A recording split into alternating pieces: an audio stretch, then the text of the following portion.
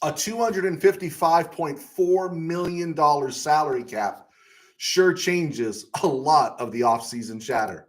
I'm Joe Terosian. This is RamView. It's hot out there. Let's blow them off the line of scrimmage. Headline, Los Angeles.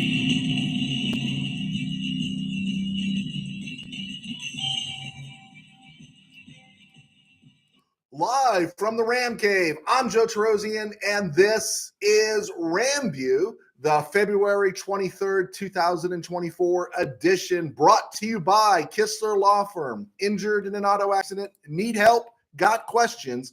Call Kistler Law at 661-206-6990. That's Kistler Law at 661-206-6990. And check out KistlerLawFirm.com. That's one word, KistlerLawFirm.com. Kistler Law, they've been fighting for you since 92. And by Temple City Auto Repair. Having some auto issues? Get yourself some John and Henry at TempleCityAutoRepair.com. And of course, by Granite Ridge Christian Camp, a place where your life can change. I got stuff coming at me in all these different directions of the day. But yeah, big news, and we're going to get to it. Salary cap bump. The expectation was for the NFL salary cap to be about 242. Came in today at 255. It's absolutely huge, and it sure changes the way a lot of things are going to be planned for this offseason. It's exciting. It's exciting for teams that have money and aren't afraid to spend it, like the Rams. And so that is good news. Sean McVay had a press conference the other day regarding the combine and other things this offseason. And, it came up again. McVay and the Rams, they're going to skip the combine. And I loved it. I know some people think that talks about arrogance. I think it shows confidence, but I also, best of all, think it shows restraint. A lot of folks, and I like watching the combine, but a lot of folks get caught up in the emotion of the combine and end up making poor decisions. Now, maybe a lot of people won't remember. Maybe this audience will. There was a guy that the Eagles drafted back in 95 out of Boston College. His name was Mike Mamula. Almost positionless. He ended up playing linebacker, kind of the early edge defensive end in the NFL, 6'3", 250, workout fiend. And he just jumped all the way up to the top of everyone's draft boards after his scouting combine. They ended up taking him 7th overall, the Eagles did, and in the process bypassed future Hall of Famers Warren Sapp, Ty Law, and Derek Brooks, among others. And Mamula, he didn't have a bad career. If he had been a second-round pick, if he had been a third-round pick, if he had been a 31st in the first round, I don't think people would talk about him this way. But he's viewed as the face of emotion at the NFL bunk combine. He's the guy that everyone gets emotional about because he impressed everybody because he was a workout warrior. But he wasn't a bust in the NFL. You could say he was a bust being 7th overall, right? But he played 77 games. He only missed 3. Well, he did miss the 98 season with an injury, but in the 77 games he played, he recorded 31.5 sacks, right? Now, that's not outstanding, but that's about 8 sacks a season, just a little under. But he was drafted 7th overall, and it was all because of his workouts at the combine. And so, there are other guys that fall into this. Tony Mandarich, right? Darius Haywood-Bay, Raider fans, right? Matt Jones. I remember Matt Jones at Arkansas as a quarterback, but he was such a great athlete. They moved him to wide receiver, but he liked the white powder too much, and he really short-circuited his career. And then another guy that shined at the combine was Vernon Golston. Jet fans, remember him? And so, yeah, you can go there and you can get real emotional. So I kind of like the restraint the Rams show by not going, and depending on themselves and depending on their own scouting, I think it's great. I really do like it. And again, you go back to Mamula. If he's 3rd round pick, a 2nd round pick, no one's talking anything, right? But because the team took him 7th, he's called a bust, and I don't think he was a bust. Kind of a little bit with the Tutu Atwell. Atwell didn't ask to go at 57 with Creed Humphrey still on the board. And I don't think Atwell has played horrible. I would not call Atwell an absolute bust.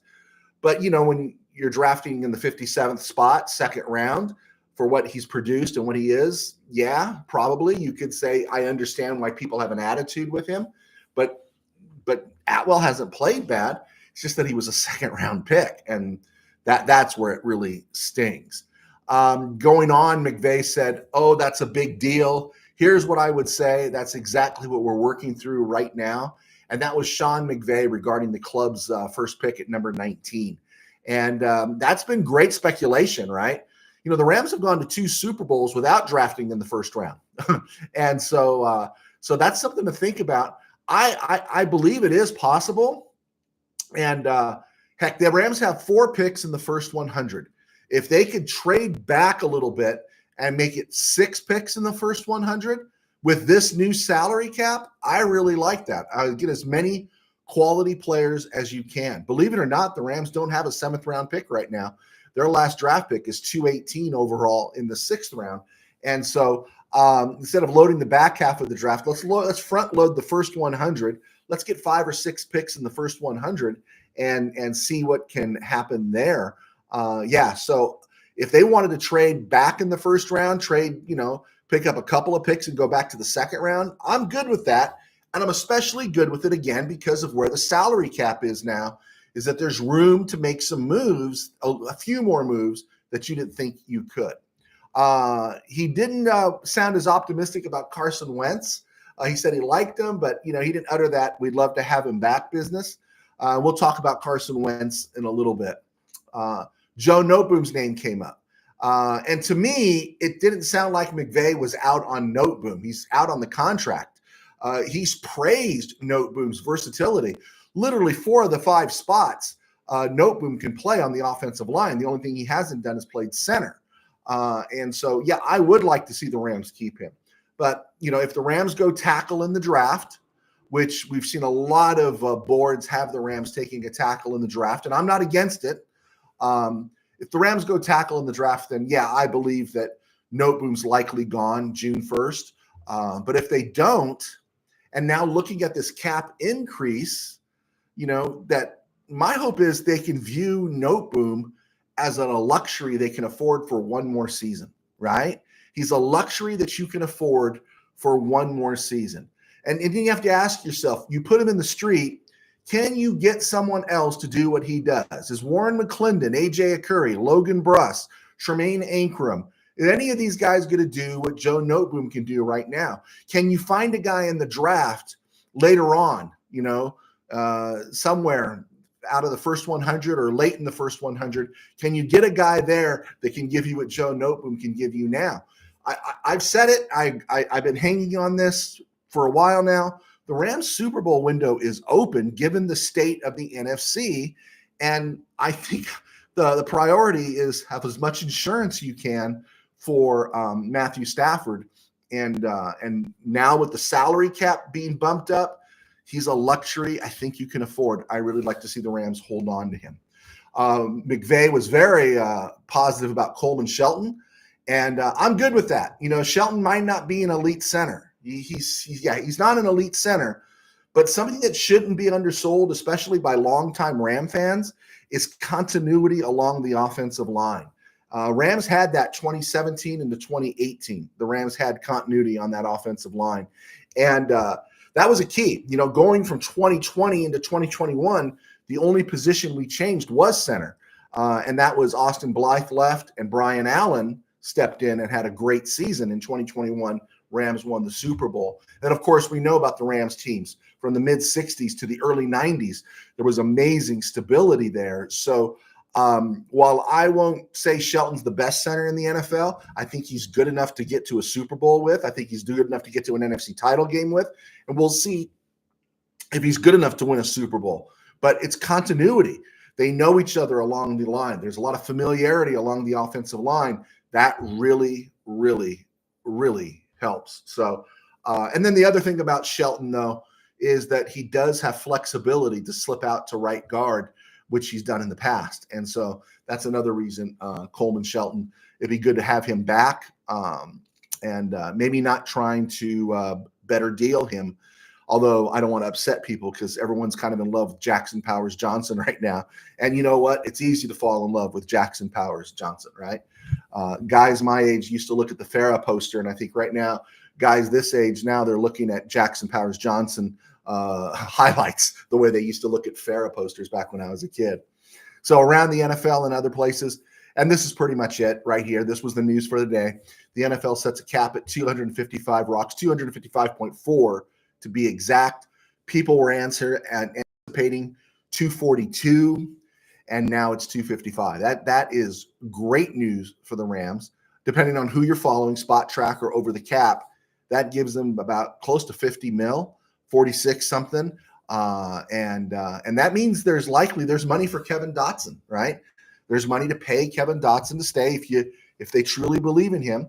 And there's also money to go big time edge or corner. That if the Rams do make that big move, that maybe they make a trade for an elite edge rusher, there's money there. There's money to be creative now. And so,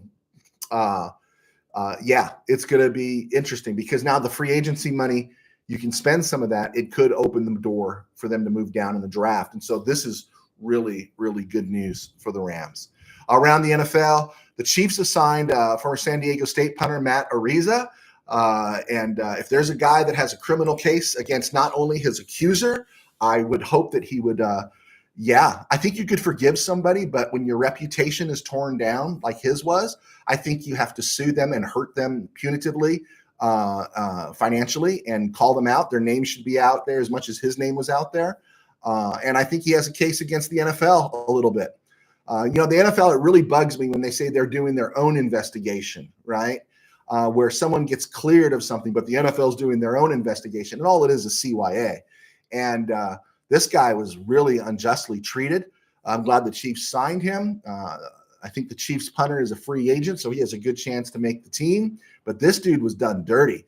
And I'm not really litigious into the whole litigiousness of suing and everything, but it's not about the money. It's about your name and it's your reputation. And this guy was kind of dragged through the mud. So anyway, wanted to throw that out there. The Chiefs have signed Matt Ariza. The Dolphins put Xavier Howard, cornerback. They haven't put him in the street yet, but they've indicated he'll be a post-June 1st cut, which means they'll save about 18 and a half rocks in their salary cap. They're going to eat 22. Howard all of a sudden got old. Howard was looking like a really good corner for a number of years. And then 2 years ago, he got old. His last 2 years have not been great. He's going to be 31 this summer. And it might be the end of the line for Xavier Howard. And no, unless there was injuries, I don't really want the Rams to take a flyer on Xavier Howard. Okay, there we go. All right, just before we get to break, because I had mentioned NBA, I thought it was interesting that LeBron James sat out last night's game. He sat out the game before the All-Star game. He played 14 minutes in the All-Star game on Sunday, got 3 days off, and then took last night off against Golden State. Why didn't he take the All-Star game off? 14 minutes is over a quarter of action. That's not a GOAT, guys. That's not a GOAT. That's just not a GOAT. There we go. I'm Joe Tarosian, and I was a sports writer for 21 years, and now I do RamView, and I write books, and I do RamView, and I write books. My books are available on Amazon, and I do RamView thanks to our sponsors at Kistler Law, but I do them because it keeps me employed in my day job. I pastor a small church in Burbank Faith Nazarene, and you can find us right here on YouTube at Burbank Faith Virtual, as well as burbankfaithvirtual.com and all over social media. I was one of the founding members at Mid-Valley Sports, and those guys are still in the room. Tim and Dwayne at Mid-Valley Sports, they cover the Chargers. I'm fortunate I get to talk about the Rams. And so I want to thank you all for your support and everyone that's clicked on. And wow, we do have some questions out here. All right, we got an audience. Thank you guys for clicking on. Counterfeit Clone, have you heard any news on Bennett? As there is some buzz around his name again in the last 24 hours. What's your thoughts on his future? It's funny. McVay is I don't want to say McVay's a bad poker player, but he kind of lets you know. And when he talks, he doesn't talk real good about Stetson Bennett or with any optimism about Stetson Bennett. I think Bennett is toast. There's going to have to be a real turnaround there. And I don't even know what it is, right? I think we're all assuming it's alcoholism. But I don't want to lay that on the kid. But yeah, he's just they act like they haven't had contact with him, and I think. I think he's in trouble. I don't think he's going to be a Ram. That's my opinion. Counterfeit clone. Your thoughts on McVay joining the committee? I think it's great for the Rams purposes, just to have one of their people in the room. I've never thought much about the competition committee. Do you think maybe they could eliminate the ridiculousness of illegal receiver downfield? Do you think maybe they could kind of like tell the refs, hey, you know what? If the play is 45 yards on the other side of the field, what happens between a receiver and a corner on the edge on the other boundary doesn't matter, whether it's a hand to the face or push or something. Can we just keep the flag in the pocket and not interrupt the flow of the game? So I would hope he would have an influence there. Counterfeit clone. Oh, I always love listening to your show. My top 3 Ram channels. Dude, thank you so much. I really appreciate that. I know probably a lot of people say that stuff, but I honestly do, because we kind of started from scratch here. And thank you. Thank you for your comments and for your support. I do appreciate that. USA expat. Dotson more affordable now with the cap jump? Absolutely, he's more affordable. And it gives the Rams the flexibility to do some other things. The only thing I was curious about is now that these players are seeing that the NFL has more money to spend, is everyone going to say, hey, you know what? I know my market value was 17, but now that you got this extra money, maybe my market value is 21. And it'd be interesting to see if any of the players on the free agent market do that. But yeah, Dotson is definitely more affordable. Tim Burns, reading Tangent Dreams. Darn good book. Tangent Dreams. Thank you, Tim Burns. Yeah, this was my first novel. It came out in late 2015, early 2016. It's a high school football novel. Sold really well. I'm doing a commercial. Thanks, Tim Burns. I appreciate it. USA expat.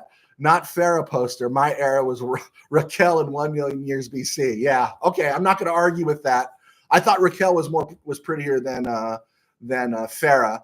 I always loved Farrah, how Raquel's hair was so blow dried and well done for 1 million years ago. I didn't know they had cosmetologists and everyone out there to take care of those stars back 1 million years ago. Of course, the line from Shawshank Redemption describing Raquel Welch as fuzzy britches is probably one of the most hilarious lines I've ever heard in the movies.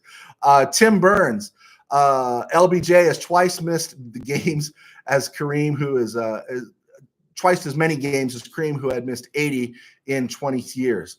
LeBron James, I think, is 170 over 20 years. Yeah, I'm not a big LeBron James fan. Again, I think he's a great player, but I just don't think he's tough, Mr. Burns. I just don't. Kenneth Wright, if you were the Rams GM, what would you do? What would I do in regards to I would trade back. I would. I'd want to get 6 picks in the first 100, and then I'd also consider giving up 2 number 1s for a Josh Allen, not the Josh Allen in Buffalo, but the Josh Allen in Jacksonville, because he's probably going to be franchise tagged. I would do that. I want that edge player, and I want a corner, and I'm not worried about the safeties. I think even if we lose JJ and Jordan Fuller, which is high probability, I think we're going to be fine. Rams draft safeties every year, and they can get somebody else in there. So that part looks good. I'd want that edge player. I want that corner. And then I'm going to look for depth at running back, and I'm going to look for depth at wide receiver. I know people are thinking, why wide receiver? We need depth at wide receiver. Kenneth Wright, are you going to do any collabs with other YouTubers? That's real flattering. I don't know if I'm as big a fish as some of those other YouTubers are right now, like that are out there. I respect what they do. If they reach out to me, I'd be happy to do something. I don't know if I have the weight to pull somebody in and say, man, you got to be on my show. And they're going to say, wow, Joe's show. Yeah, that's the great one. I got the best audience, but I don't know if I carry that weight in the community these days. And also, one of the things that I really enjoy doing is I enjoy answering these questions because it's you and I and not me and somebody else talking and you eavesdropping. So we're together talking. Tim Burns, thoughts on Chubb, who may be available. Are you talking about Nick Chubb? Yeah, I heard they might put Nick Chubb in the street. You know what?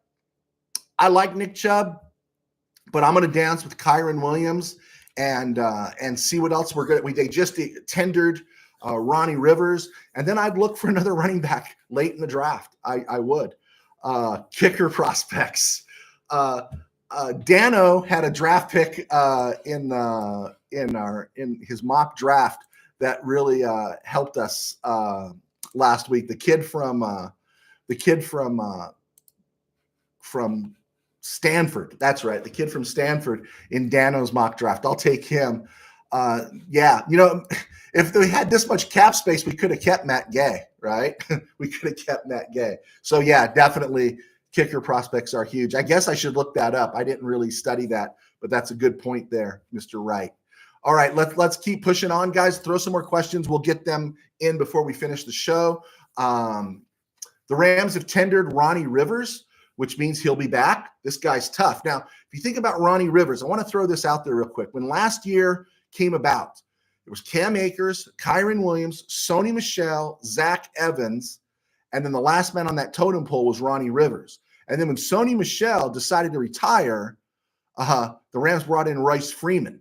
And Rams got rid of Cam Akers, Sony retired, Zach Evans didn't develop, and Royce Freeman was limited. Oh, also, they brought in Darrell Henderson as well, but that was when Rivers was hurt. Rivers is tough. He really is. I think he's a perfect backup because I think he's maybe the poor man's Kyron Williams, but I still wouldn't hesitate to take another running back late in the 5th or in the 6th because we got to find out about Zach Evans, who I think is an all-world talent. But if you can't block, if you're not good in pass pro, yeah, you're not going to play for Sean McVay, right? That's true. A lot of talk about Carson Wentz or lack of talk about Carson Wentz also. And if he walks, the Rams can just go get another backup quarterback if he leaves. Well, here's a list of the free agent quarterbacks.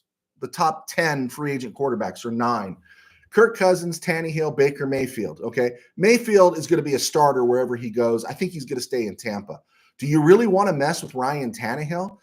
Send him to the Steelers. Let the Steelers take Ryan Tannehill. I don't want Ryan Tannehill. And then Kirk Cousins. No, Kirk Cousins isn't going to come to LA. Kirk Cousins is still going to want to start. And it's really interesting. Someone brought up Kirk Cousins last week, possibly going to the Patriots. And it was really dumped on. I heard I'm driving my daughter to school, and I heard the announcers dump why would they want to go after Kirk Cousins. But it was interesting in the mock drafts I've seen these last 10 days, it has Marvin Harrison, the receiver from Ohio State, going 3rd overall to New England. And I'm thinking, why would you speculate that they would overlook and not take a quarterback at number 3, but would go after a receiver? Well, the only thing that made me think was because maybe they got a guy like Kirk Cousins in mind. Anyway, pure backups: Gardner Minshew, Jacoby Brissett, Jameis Winston, Tyrod Taylor, Drew Lock, Tyler Huntley. Do any of those sound as good as Carson Wentz? Maybe Minshew, right? But do any of those guys sound that good? I don't think it's as easy to find that second-tier quarterback as some may think. But I wanted to throw that out there because I really want Carson Wentz back. Akilla Witherspoon is another name that's come up because the Rams have to re-sign him. But Witherspoon turns 29 in 3 weeks. And he's a real tweener because he had a lot of injuries. This was the first full complete season, 17 games, 17 starts that he's had in his whole career. How much do you want to give him? Last I saw, his value was about 10 rocks a year. My thing about his Witherspoon, and I'll take input from you guys, is he somebody that you think is going to give us another year like he did last year? If he gives us what he gave us last year, okay, I'm good with that. But to me, it feels like it was an outlier. And he's turning 29. I know. I wish I was 29 again, but 29 in the NFL, and he's had injuries. That makes him a little suspect. Hey, looking at some mock drafts here, I wanted to mention this because I've talked about this. I want to see the Rams draft a wide receiver in their first 100, right? And it's a loaded draft. In fact, as you're looking at the top 10 receivers, all of them look like they can go in the first 2 rounds. And so I was just looking as you go down the list on the big board on Pro Football Focus or some of these other places, who are the other receivers that pop up? And then who popped up recently was the two receivers from Washington. We know Odunze, he's going to go top 10, but then there was Jalen Polk and Jalen McMillan. And they both project back half of the first 100, late second, third round guys. Polk is 6'2", 204. That's a nice size. That's Ram size for a receiver. And then, of course, Jalen McMillan, his running mate, is 6'1", 192, and he's the better and more willing blocker of the two. And so that would be really interesting. But I do want to see the Rams go grab another receiver since Mr. Wright, Kenneth Wright, made me a GM for a few minutes. But thank you. Okay, CBS Sports mock draft, the most recent one. The first one I did was from mid-February, and they had Talisi Fuaga, the Oregon State right tackle, going to the Rams, and that was 2 weeks ago. Just the other day, they released another mock draft, and here's how it went. They had Caleb Williams going to Chicago, but they had the Washington Taxkins taking Jaden Daniels, number 2 overall. It was interesting is Daniel Jeremiah in his mock draft at the beginning of the week had Daniels dropping to number 6 to New York. Marvin Harrison, again, going number 3 to New England. And Arizona going with edge Dallas Turner at number 4.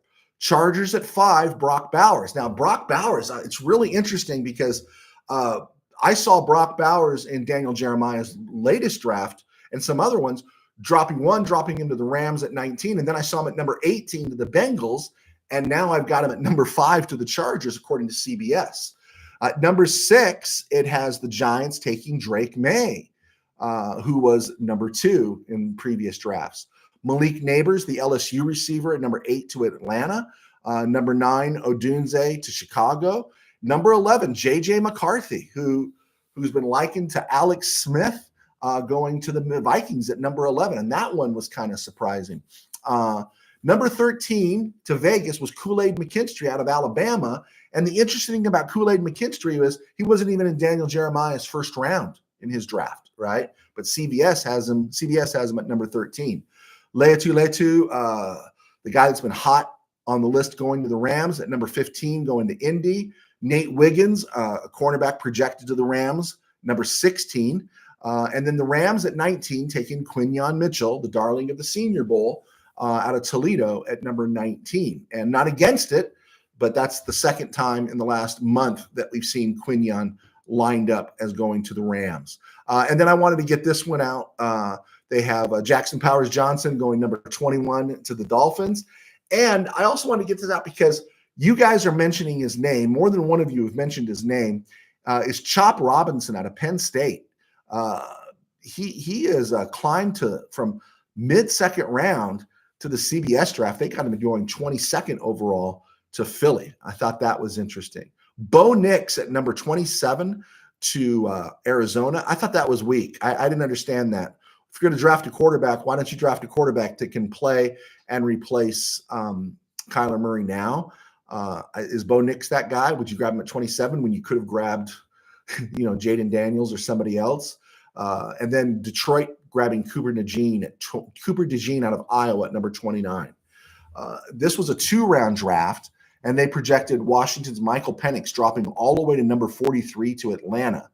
But they did list the Rams' second-round pick, number 52 overall, the tight end out of Texas, Jatavion Sanders, 6'4", 243, little light, an okay blocker. Maybe he puts some weight on and becomes a better blocker.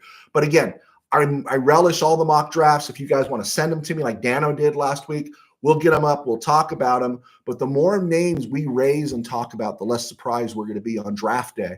And especially if McVay's going to move that pick out of the first round.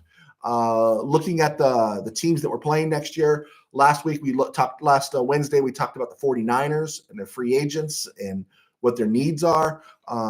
Today it's the Cardinals. The Cardinals' most pressing free agent is Hollywood Brown, which means it's not really that much of a thing anyway. And Hollywood Brown's not that great. And if they take a receiver because they're going to stick with Kyler Murray, then that's not going to be an issue. They have 6 picks in the first 100 That's a lot of picks. So good for the Cardinals there. And this was a team that played hard for Jonathan Gannon last year, even when they knew they weren't going anywhere, even when they were spiritually all behind Joshua Dobbs and they dealt him, this team still kept playing hard. To me, the hangup for the Cardinals has always been Kyler Murray. If they, I'm not a Kyler Murray guy, right?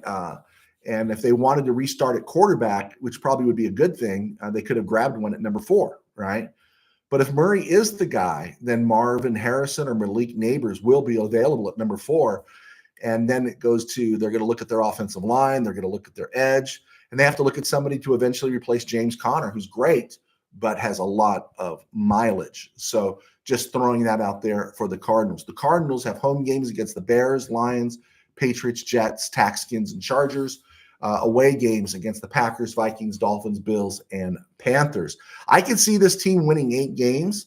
And then in 2025, barring some catastrophe or some Cardinal-like event that always seems to take place, I can see them moving into division contention in 2025, because I definitely think by 2025, the 49ers run will be waning. So wanted to get that out there. All right, let's look at this date in Ram history. On this date in 1998, February 23rd, the Rams released Leslie O'Neal. Yes, it's that Leslie O'Neal who was an 8th overall pick of the Chargers in the mid-'80s. Does anyone remember Leslie O'Neal? Had about 100 sacks for that team. He was their star. By the time he got to the Rams, they were already in St. Louis, so they were off a lot of our radars. But I think we forgot that Leslie O'Neal played 2 seasons for the Rams, 31 games, and he registered 17 sacks. The Rams got the best out of the last little goodness out of Leslie O'Neal before he moved on and finished his career with the Chiefs. And I just thought that bared mentioning. People needed to know about that. Also, on this day in 1950, turning 74 today, Tennessee Tech alum Jim Youngblood. Jim Youngblood turns 74 today. Not a lot of Pro Bowls for this guy, not a lot of sacks for this guy, but he was a great Ram for over a decade. One of the top outside linebackers before the outside linebackers were expected to rush the quarterback. Jim Youngblood had a great career with the Rams. He was a second-round pick acquired in a Don Klosterman deal. So congratulations to Jim Youngblood on his 74th birthday. Also, on a lesser note, former Ram cornerback E.J. Gaines out of Missouri. He turns 32 today. How quick it goes by. Tomorrow, since we're not on the air, we're going to mention it, February 24th. It is the anniversary of Lamar Lundy passing away at the age of 71. Lundy played with the Rams 57 through 69. 69 and 68 were injury marred. And then his first 3 seasons, he was a tight end. He had some good season or two there catching balls for the Rams. And then he moved to defensive end and became the least known member of the fearsome foursome. Lamar Lundy, I think he was 85 before Jack Youngblood was 85. You know what? Check that for me. I think I'm right. If I'm wrong, guys, let me know. But just want to remember Lamar Lundy. Rosie Greer, everyone knows. Merlin Olsen, everyone knows. Deacon Jones, everyone knows. That other guy, Lamar Lundy, was pretty good too. And in the 1960s, playing at 6'7", 265, I think he was. That guy was a beast in those days. Recorded 60 sacks unofficially in that very truncated period that he was playing defensive end for the Rams. So good to remember Lamar Lundy. On February 25th, we're not on the air. So it's Sunday, and we want to just make sure we acknowledge one of the best free agent signings in Ram history occurred on February 25th, 1998. Any guess on who it was? The Rams signed Ricky Proehl as a wide receiver, free agent Ricky Proehl. Remember, he was with the Cardinals and some other places. The Rams signed him as a free agent in 1998. He spent 5 years with the Rams, played in 2 Super Bowls, made the key catch that put the Rams in Super Bowl 34. He caught 207 passes, 16 touchdowns with the Rams. Now, think about that. He caught 207 passes while the Rams were loaded with Torrey Holt, Isaac Bruce, Oz Hakeem, Marshall Faulk, right? That's pretty impressive. That's pretty impressive. Rams weren't 3 deep. The Rams were probably 5 deep in the receiving room in those days. Ricky Proehl had a great Ram career. I think he went back to another Super Bowl with Carolina, played 17 seasons, one of the most underrated careers in NFL history, caught 669 passes in his NFL career. And again, great receiver, lost to history.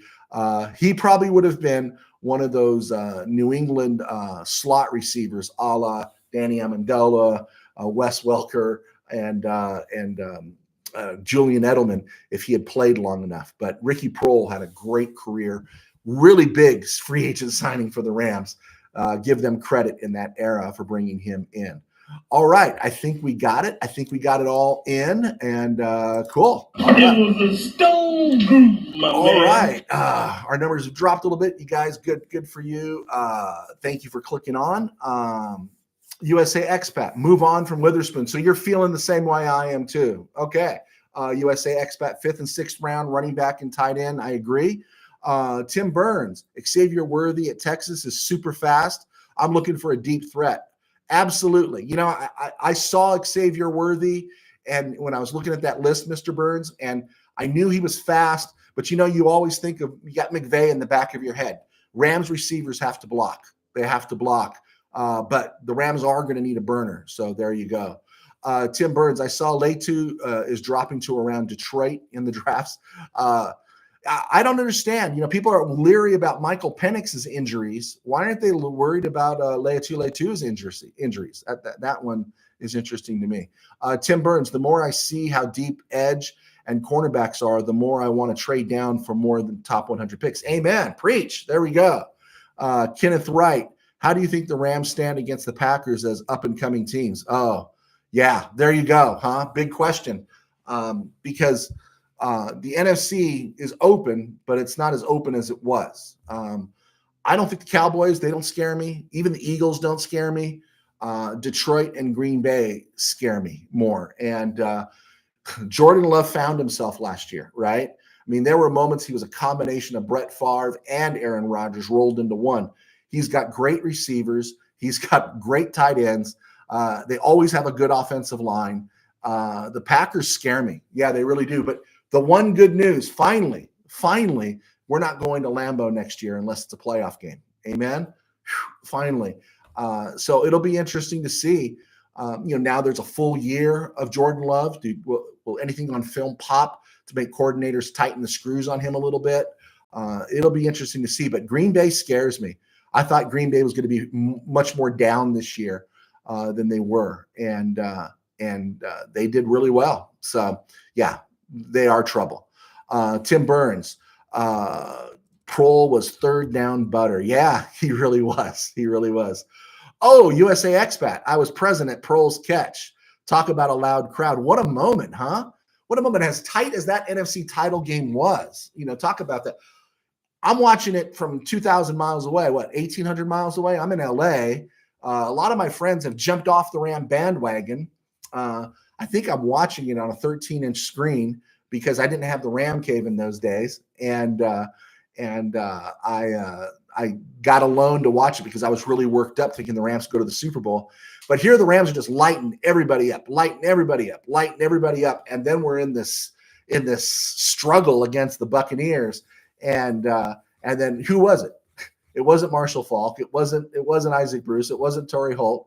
It was Ricky Proehl, right? And to make the catch over his head. I don't know where you were at the stadium that day, but man, to make the catch, get his feet down. Oh, my heart beats. So yeah, good for you, USA Expat. I didn't have one of those moments. I was at the Rams Redskins game back in '74 when Isaiah intercepted that pass and went 59 yards for a touchdown. I was at that game. Okay. That was a great win, but I was also at the Rams Cowboys 37-7 too. So, I know what pain is. All right. Hey guys, thank you so much for clicking on. Thank you for being here this week. Thank you for all the new subscribers, for joining us. And if you get a chance, make sure you hit the subscribe button, hit like, you can hit the share button. Hey, as Tim Burns said, hey, go out and buy my high school football novel. And we will be back on Monday and going forward from there. Okay. God bless.